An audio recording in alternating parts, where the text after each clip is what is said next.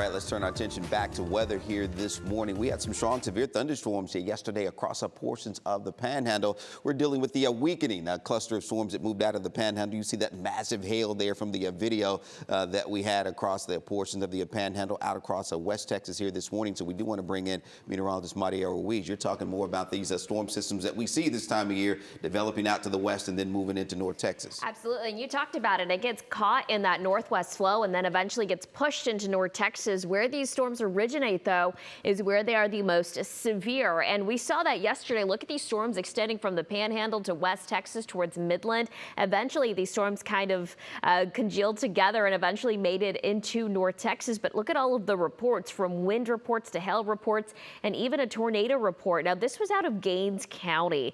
This is close to Seminole, if you're familiar with West Texas. It was actually a land spout, and we have an image of that here. The National Weather Service tweeted this one, and this one you can see it's that rope tornado. And the reason it's called a land spout is because there's not a definitive wall cloud around this, or lowering of a wall cloud at the base of the cloud. It's really interesting to see there. These can still produce some really strong winds. No damage being reported at this moment, though. We'll wait and see if we see any additional reports today, because that happened around 7 last night. And we did see a few more hail reports, but the largest hail report that I saw was out of Perrytown, and that's really close to the Oklahoma border. 2.5-inch in diameter. That's close to baseball-sized hail, and that's the video that we were showing you, tweeted out by Reed Timmer. Just incredible images there.